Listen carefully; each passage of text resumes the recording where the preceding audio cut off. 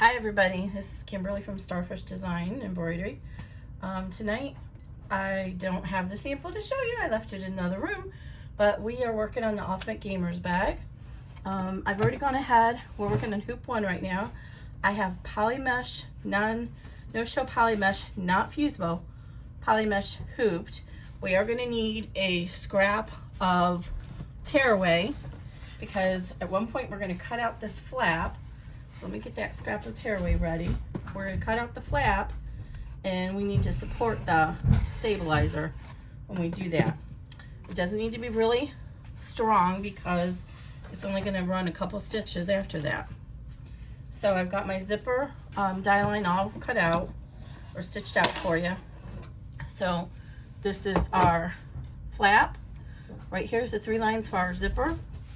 We're going to line up the middle of our zipper with this center placement line, just in case your zipper is not exactly 1 inch wide, which are number 3. I'm actually going to use number 5 on the front. This is just a small flap at the top. This will have no lining behind it because we want to reduce the final bulk in the final bag. So there's no lining behind this. Your lining is going to start here, and you'll see that. So I'm going to go ahead and line up my zipper. And if you've watched my videos before, you know I always line up at the bottom and one end and walk the zipper down that middle placement line the other. And I can show you right now, since I have the second zipper ready, you can see what the difference is in how wide these zippers are. Look at that, that's huge. Not only that, but the zipper teeth are wider too. So see, it's almost, this one's from Lauren Mormino's group, Mormino, and so it's almost twice as wide, which it really shouldn't be, but it's 5 millimeters wide, whereas this is 3 millimeters wide. But my bag is designed, it'll support either one of the zippers. I'm saving this big one for the front of the bag though. Okay, so I'm gonna go ahead and tape one end of this down. And it's always a good idea to run a lighter on the end of your zipper and melt the edges. I didn't do that on this one, but I have zipper reinforcement going onto these bags, so I'm not worried about it. So then what I do is on these zippers, it's easy to see because there's white stitching. So I just line that middle part with this middle line, and I do small pieces at a time so that I can make sure it stays straight and taut. And then I just do the tape on one side to start. If you get the first side nice and stitched up or taped down, then you can just go ahead and put the tape on the top. You do need to tape it though, because you don't want it to come loose. But the longer the time you take to do this right, the nicer your final zipper is going to look in your bag. No matter whose pattern you're doing, whether you're doing my bags or another digitizer's bags, take the time to make sure your zipper is even. That way, see how it's nice and flat over here? It's not going to give me any ripples when I'm done sewing. This is actually one of the hardest things in bag making, and why so many people are afraid to do zippers in bag making, because it's so hard sometimes to get a straight zipper and not have ripples.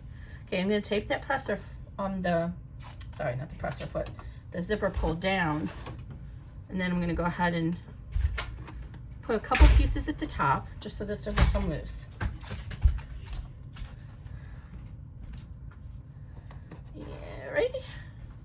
Now I'm using transport tape from 3M. This is medical tape, and I don't seem to have too much trouble with it gumming up my needles, and it comes right out of the stitches.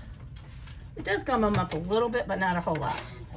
So we're gonna run this step 3. I'm gonna try real hard, probably not on this hoop, but on the second hoop, to pull up the PDF and go along the steps, because the second hoop is the confusing one. This one's not confusing.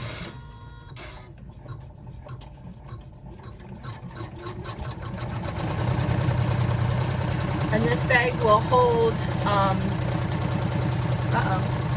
looks like it did not pick up my thread shredded there.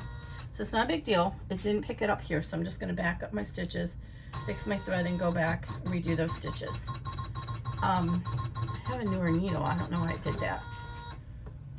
What was I saying? Is there gum on here? Oh, there is. I can feel the gum on the needle. That's why it's shredding my needle. I'm going to step away 1 second. I'm going to grab the rubbing alcohol and go ahead and rub some of that gum off there because I just put this needle in, so I don't want to waste the whole needle.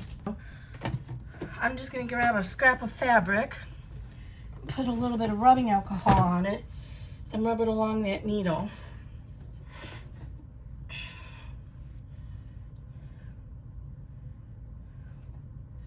And that'll take the gumminess off of it and salvage my needle. Alrighty. Sorry, I'm breathing a little hard. I don't know about you guys, but I'm getting corona out of shape. I need to start going for some walks, but the allergies are just too much for me right now.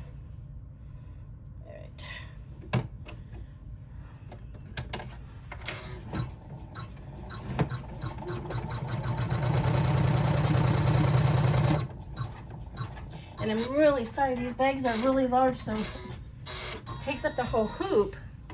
So it's hard for me to get it all in the picture. So I'll do the best I can. I try to salvage as much of this tape as I can. You can usually get about 3 tries, 3 uses out of it, depending on the material you're using. All right. And I'm gonna go ahead and trim my threads as I'm going along. I'm infamously famous for, is that an oxy or redundant? Infamously famous for forgetting to trim them, and then I get all these little threads in my bag that I can't trim. It drives me insane. So trim these as you go along. And I always forget to do this zipper, the tape down there at the end.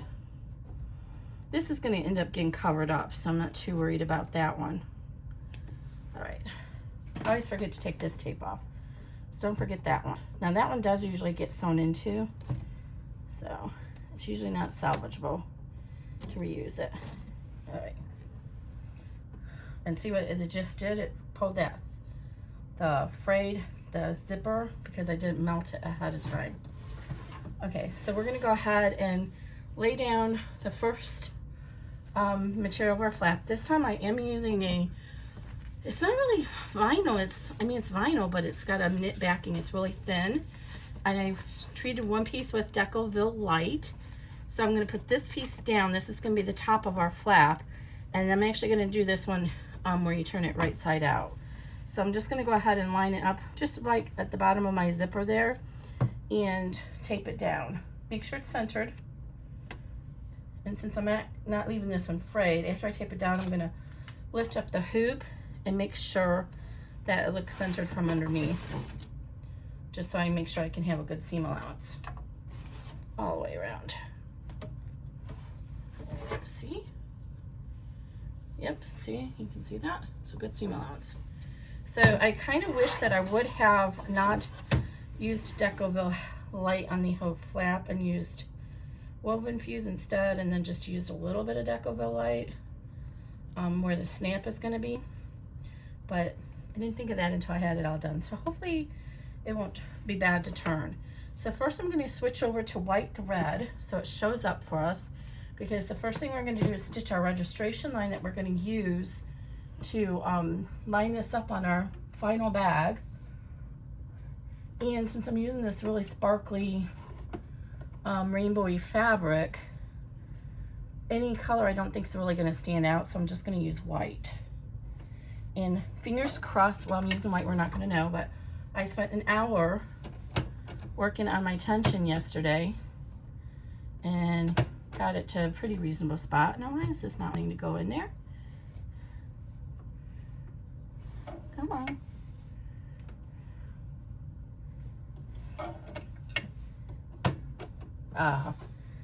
Always when I'm trying to do a video.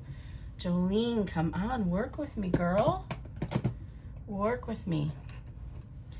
If y'all have not already indulged yourself with a pair of the 7000 series scissors from Kai, please do so.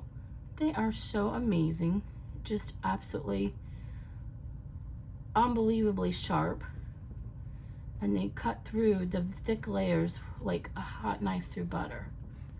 All right, I'm gonna pull this red off of here because I don't want it to get stuck in my white. All right, so now first thing we're gonna do is stitch the registration line that we'll use later.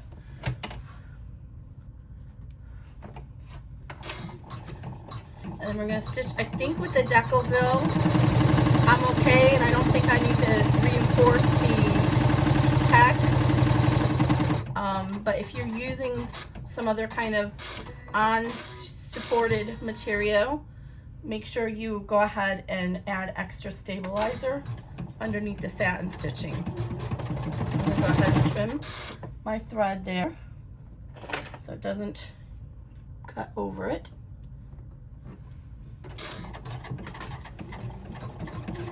You're certainly welcome to skip the text if you're using a pretty flat material and you don't want to do that, use any kind of text on it, that's fine. It's your bag, do what you want with it. I make everything different color stuff so you have that choice.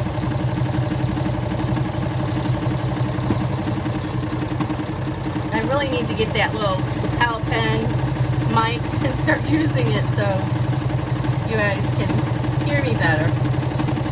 Although, let's be real, I have a loud voice, so while that's stitching, I'll show you the other two pieces. So we need two lining materials, and then we need a top and a bottom of the bag. That's for hoop one. And I have interfaced these with Decoville because it is the back of the material bag, and I didn't know how much support it would give. The material is really flimsy without it.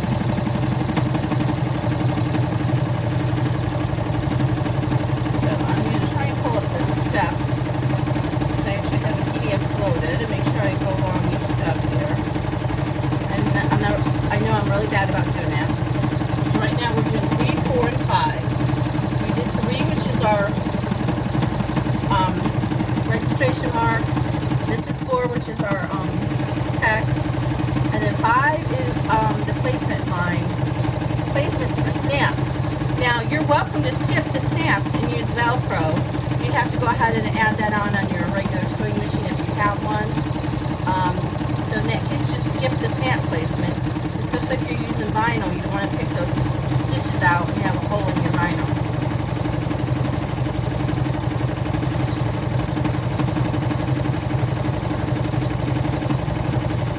So this bag should also be a great accompaniment if you are a photographer and you have like maybe a larger bag that mostly just holds your camera and your meter and all that kind of stuff, but it's not convenient to put your phone and such in there. This would be a good one for that. Just make a crossbody strap, and there's this, you can use the slots for your camera card slots. Added benefit of that is if somebody steals your camera bag, if you don't have your little cards in the camera bag, you have it separate. You don't have to worry about losing all your photographs. I know this is like watching paint dry, waiting for the water to boil. It's boring, but some people like to watch it, so I'm going to go ahead and leave it in.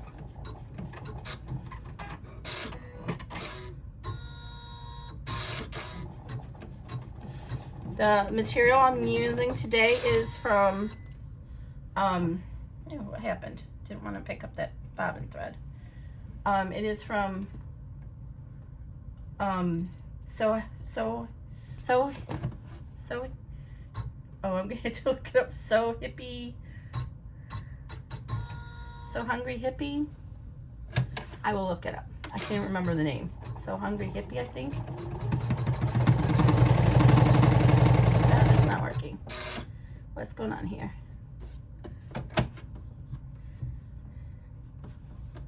Alright. I think it did finally pick it up over here, but It's got a fresh bobbin in it, so I don't know what the issue is here. I think she needs a good oil change, so this weekend I'm gonna go ahead and take her apart and give her a nice fresh serving of oil. Let's see if I can pull the bobbin thread up to get it out of our way. She's not the easiest one to oil. You have to like take a whole bunch of pieces off to get the oil out, or to get to the oiling spots. Come on, Jolene, work with me. Right, I think I need to pull the bobbin out. Oh yeah, see, it's something got stuck up in there. And this is a new bobbin. I just started using this. I don't know what she did. She just grabbed something down there and just took off. Jolene, Jolene, Jolene. She might even need to go in for professional service at this point. I've had her for quite a while now, and she gets a lot of work out. I'm shopping around for a used larger one to get that 9.5 inch hoop, but so far I haven't found any. I'm gonna keep looking. I'm pretty frugal about stuff like this, and try to buy it used. All right, let's try this again. Sometimes if you are having trouble like this, if you pull the bobbin thread up and hold on to it, it'll help. And this time it doesn't want to pull up. Okay, oh, there it is. Ah. And then hold on to both of them and then get started. So to pull the bobbin thread up, all you do is, I was doing it, but I didn't tell you what I was doing. So all you do is you hold on to the needle thread, and I usually have to hold on to the thread coming off the tail and also here, and then you just take one rotation of your hand wheel, and if you're holding on to that, pull the bobbin thread up.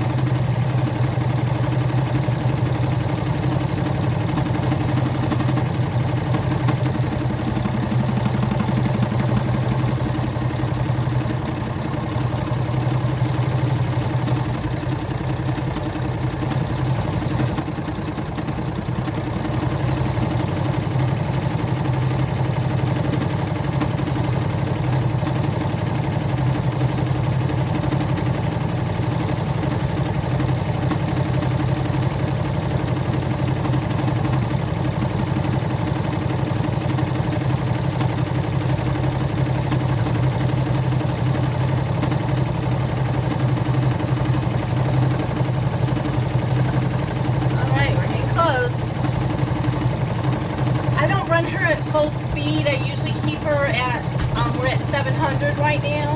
I think she can go up to 850, but when you're doing in the hoop bags, you generally don't want to go as fast as the machine goes, because if you accidentally hit your hardware, the impact of that is going to be much more significant if you're doing it really fast.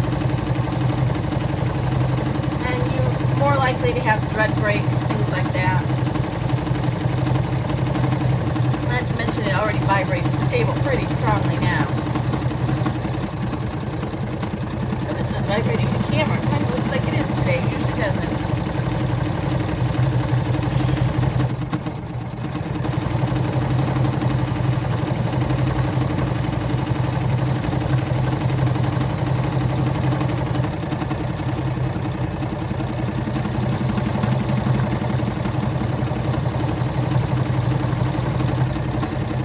My sister-in-law wants me to make her a Bible cover. It's a carrier. Obviously, I can't do that in the hoop, although maybe I could. If you have any favorite sewing patterns, shoot me a link in the comments. At this rate, I might be making it on my featherweight. I still haven't gone upstairs yet. My knees are better from my fall a few weeks ago, but not 100% yet.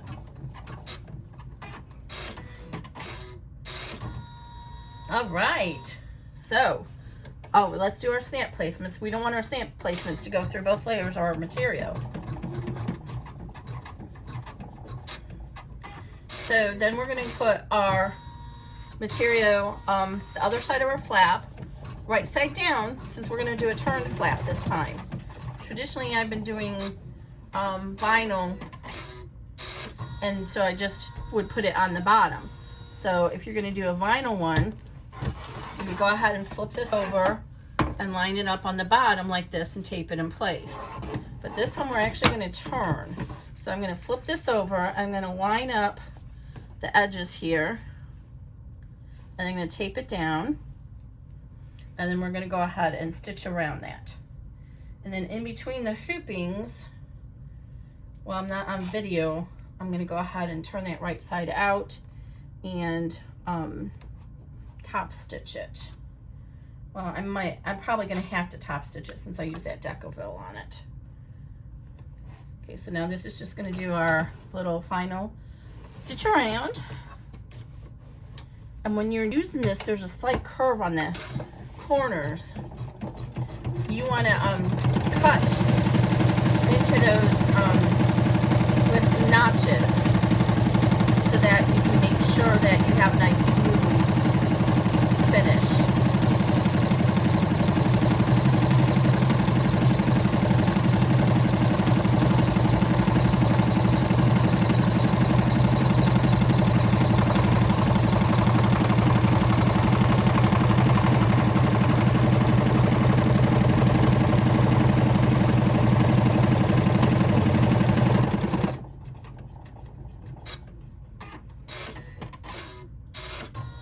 Okay, so now we're going to carefully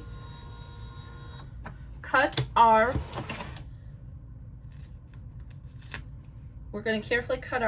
see this material is sticking to the tape, so I really can't reuse it again. The felt, this is like a little flannel felt. So get your scissors or your seam ripper and just reach underneath and just carefully start cutting out the stabilizer. And you want to get as close to your stitch lines as you can so that you keep as much of the stabilizer intact as possible. And you can just kind of glide this along. I'm being very careful not to cut into my die line.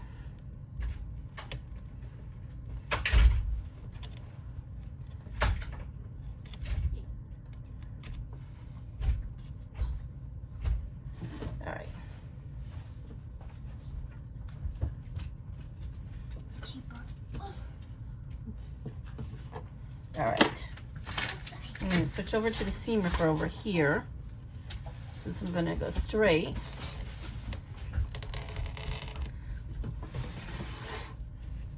This just saves us doing a whole other wasted hooping of stabilizer. If you care not to do it this way, you're welcome to just go ahead and hoop your stabilizer twice and just not run it, but we're not doing any kind of major stitching after this, so there's no sense in wasting it. Trust me, you'll see it'll be just fine. We're going to put our little patch in, and that'll hold our stabilizer together when we do our lining. Because what we're going to do, the lining is not going to go all the way to the bottom of the bag either. So what we're gonna do is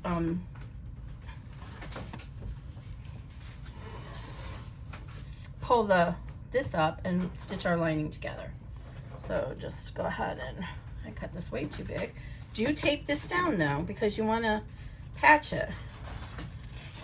You don't want this flipping around. It's not like you're floating it like we normally do. We're not floating it. We wanna actually take this to the existing stabilizer, and we'll pull it out later.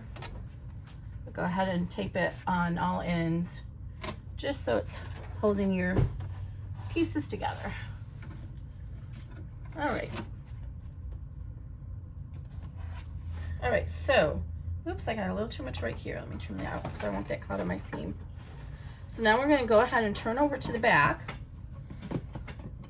And at this point, we're gonna be just like a regular end hoop bag. We're gonna put our lining down, and you want the long edge to be wrong side down and aligned with the bottom zipper placement line. In this case, it's our zipper. But if you were using the larger zipper, then it would be, the lining would go past that. So you don't want to use the bottom of the zipper, you want to use the zipper placement line. All right, and then carefully turn it over. And now we're going to take our panel, our bottom panel,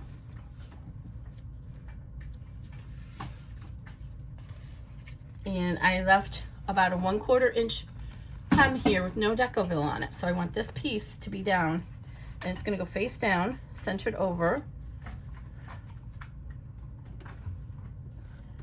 and tape that down. And then we're going to go ahead and stitch our top stitch, I'm sorry, our tack down, and then we're going to flip it over and do the top stitch.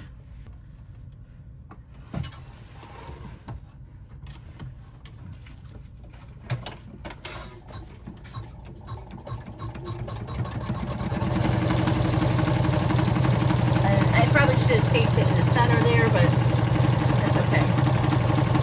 I think it's okay.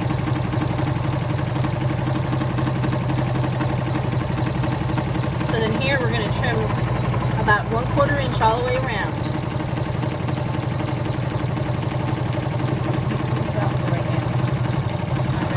My son is getting the featherweight ready so that we can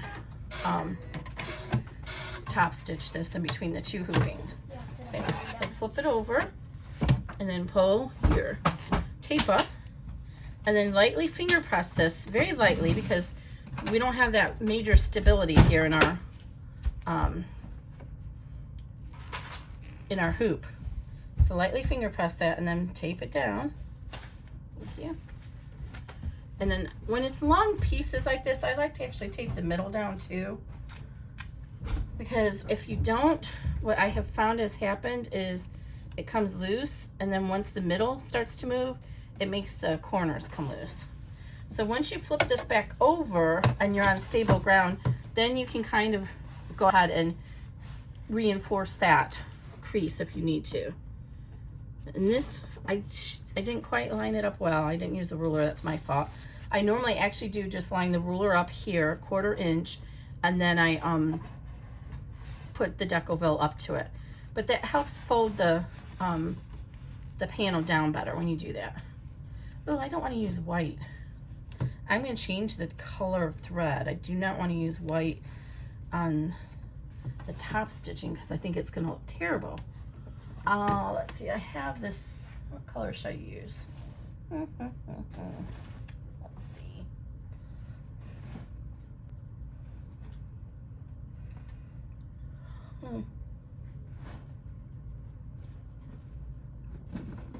There it is. I have this color, which will match the zipper nicely. So, and I'm using a custom print. Don't ask me who it's from. You're going to ask me, and I can't remember. So I'm going to pretend that you're not asking me. But it's Pokeballs. I'm not sure if it's Backstitch or M&K Designs. No, It's probably backstitch because M&K Design is the first one I did. Oh, come on. And that one's really cute. It's got Pokemon characters that are dressed up as superheroes. Oh, I just love it. I'm not a huge Pokemon fan, but my son, of course, is. Sorry, I gotta. Pre-COVID, nobody would think twice about licking the thread, but nowadays it's like, Kimberly. Okay, there we go. So now we're up to step 8, and we're just gonna top stitch this.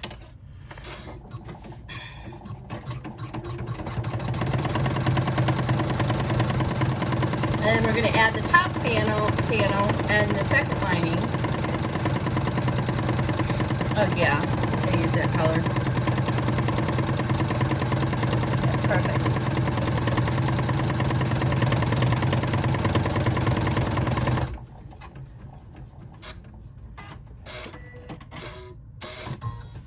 Alrighty. See, that's nice and done. Now we're going to flip this over. We're not going to touch this. We're going to lay our second lining panel down. And we're going to have that right sides together, but we want to line that up with the top zipper placement line, not this line. You want to line it up with the top zipper placement line. Remember, we're not putting anything up there.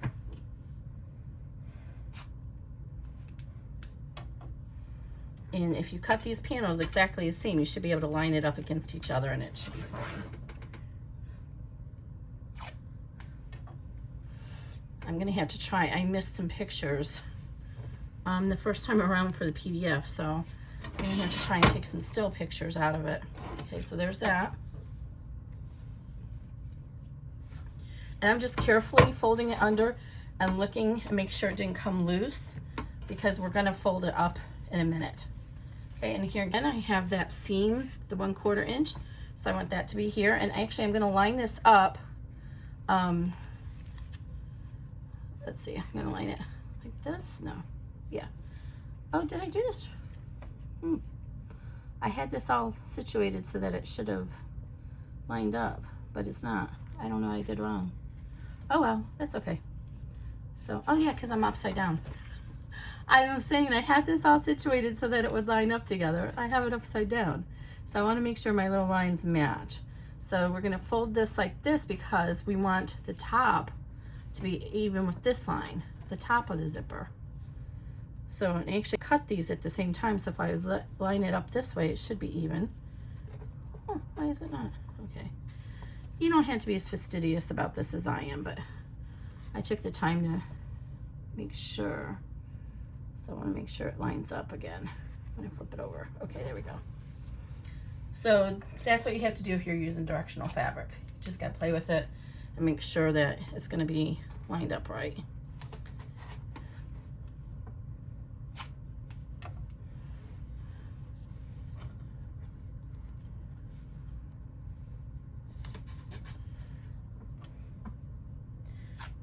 All right.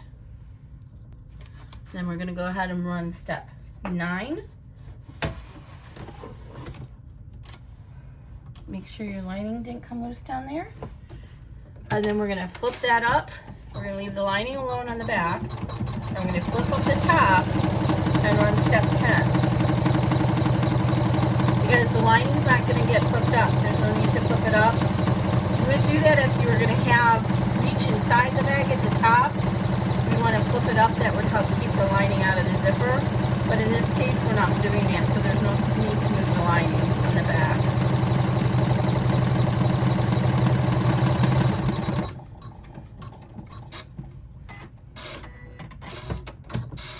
Okay, so I'm going to remove this tape.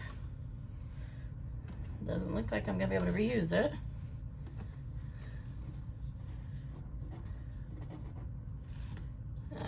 And then I'm going to go ahead and fold this up. And see, this one I did a little bit better, so it's stuck. Fold it properly, I should say. So you're going to fold this up and finger crease it if you need to, and then tape it down. So always make sure you're against a firm surface when you're moving around on here. And you can see I didn't get my zipper lined up perfectly because it's not, the reveal is not even on both sides. So that's okay. At least it's the back of the zipper, the back of the bag. So hopefully we'll do better on the front. My friend, Melinda, she does a trick where she folds this down so it's close to the teeth. So like you would fold it.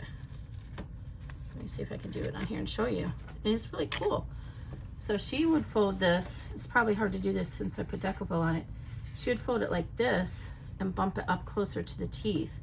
And it almost gives an invisible zipper appearance. But I haven't mastered that yet. She's one of my testers. And you'll see her bag. She's really very good. I actually have fabulous testers and they give me really good feedback. Make sure you stay busy in the group though, because I'm always looking for new testers that I might offer up a design like this that's a little complicated. And this is actually based on the rucksack, the Dolly Mini rucksack. And my testers kind of already worked through all the technical difficulties of that bag. So I thought I'd let some other people give it a chance to test.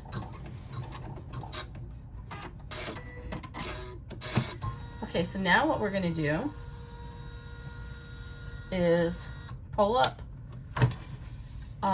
this and stitch our pocket closed. But before we do that, on the back of the hoop, we want to open up and remove that stabilizer behind the zipper. I learned this trick from Ricky Gardner. She's in the String Theory Fabric Art group. She's a wonderful digitizer.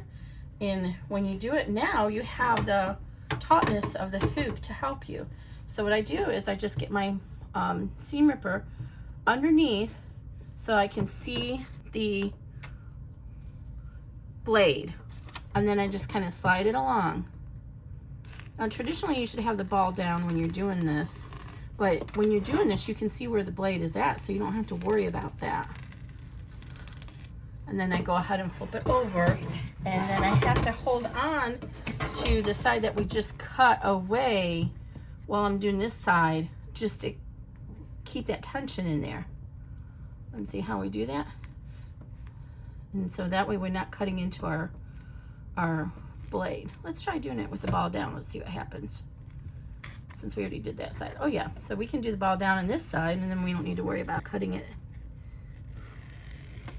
So ball down, ball up, whichever your preference is. And then I do like to just use my tiny little snips when I get to the ends, because a couple times I've actually accidentally cut the zipper tape at the ends when I tried to use the seam ripper. So I just kind of, that way I can pull it up and I know it's out of the way. Okay, now we're gonna go ahead and tape this down, and now we have all this extra loosey-goosey here, so make sure you tape it down really well.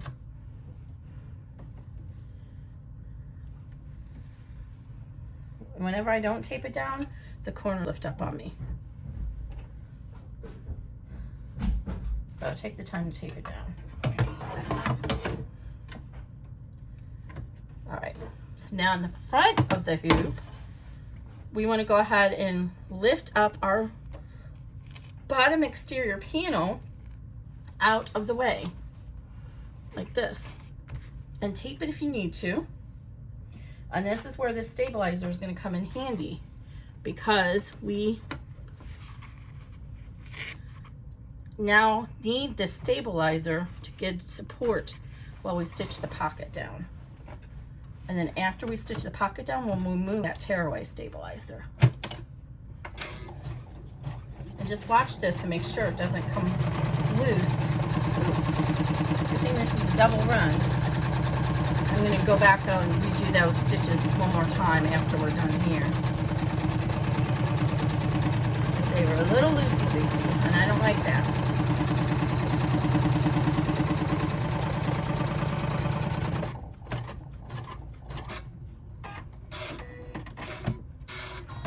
Alright, so I'm going to go ahead and restart this. All right, and just do just down to here.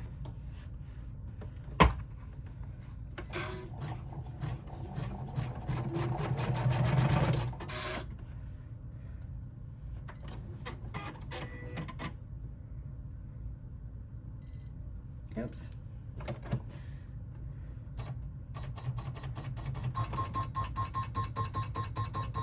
You know what? I'm doing it the hard way. I'll do this. And I'm just going to back stitch again, just to give that extra strength there.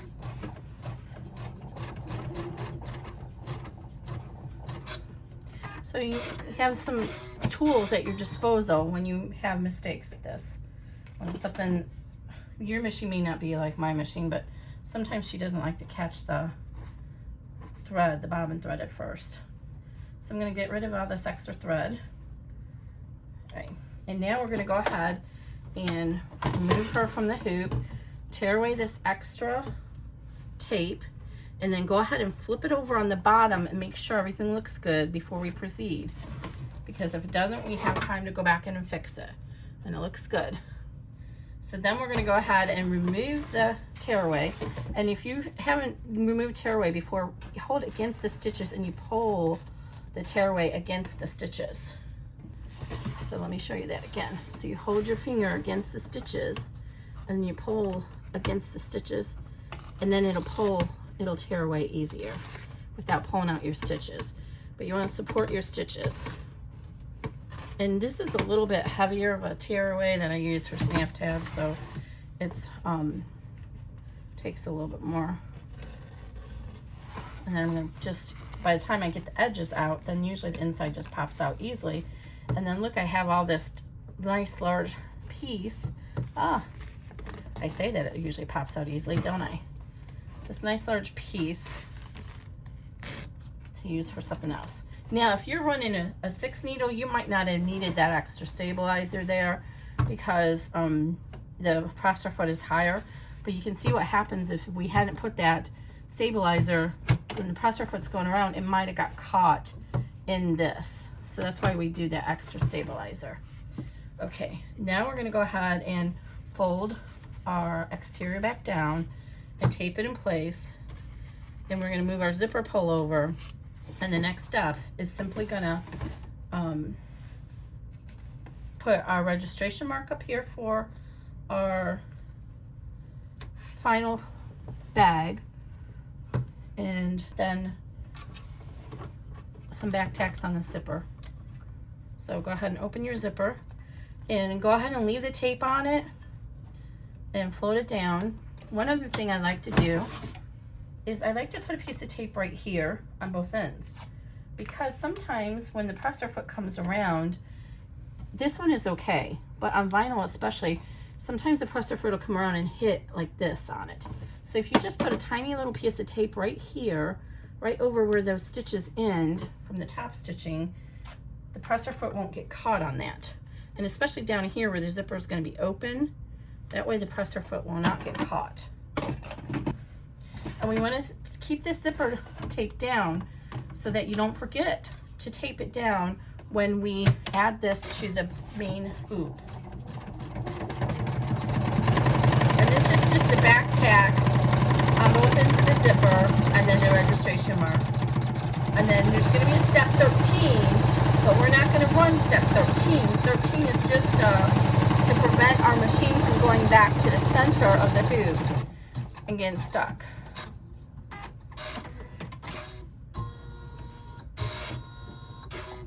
You have to be careful. My machine likes to pull those long tails, so I have to be careful when it's moving around. Normally what I do, and you'll see me do this all the time, is when I hear the thread cutter stop, hear that? Then I lift my presser foot. I can lift it up extra.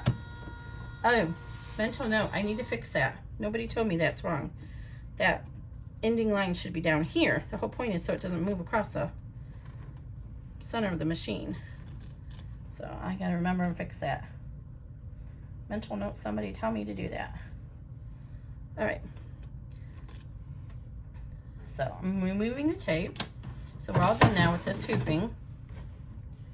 And I'm gonna stop the video and we're gonna have a separate hooping because this is my second video on this because the video was way too large and I could not get it to transfer to my phone or from my phone to my computer. Sometimes the iCloud is not good with large files. and it drives me crazy. I pay extra for that service. So I'm removing the tape while I still have it hooped. We're not going to trim any of the extra of this material. We'll do that at the end when we add this to our bag. And I didn't follow my own rules. I didn't have my zipper an inch over down here. Sometimes it works out okay for me. This time it didn't. Now what we are going to do on the back, after we remove all the tape, is we're going to trim the extra material here because we don't want that in our final seam on our bag. So you can go ahead and ignore this right here and just come in at an angle like that. And then you're just going to trim to about 1/4 inch.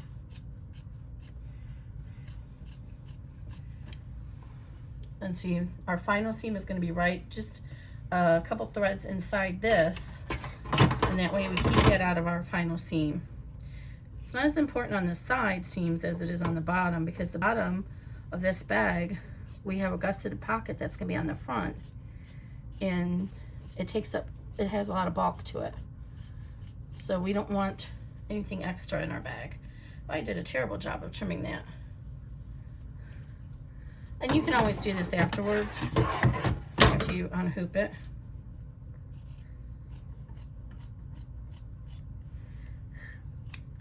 All right.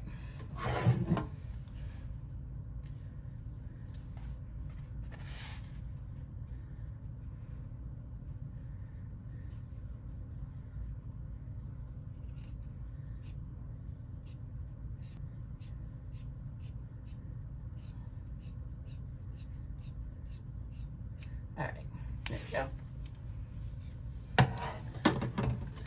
And I'm gonna leave that tape there.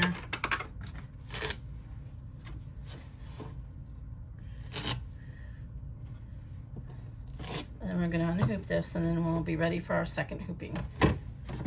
I'll show you real quick how to trim our flap.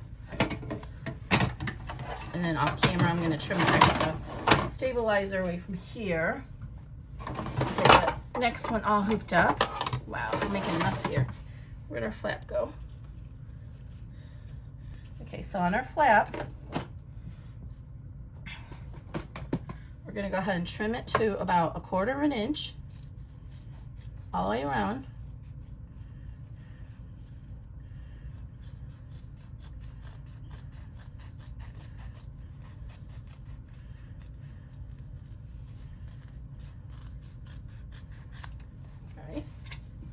Garbage bag. And then here's what I meant. At these corners where the curve is, you're just gonna notch it like this. Little notches, about 45-degree triangles.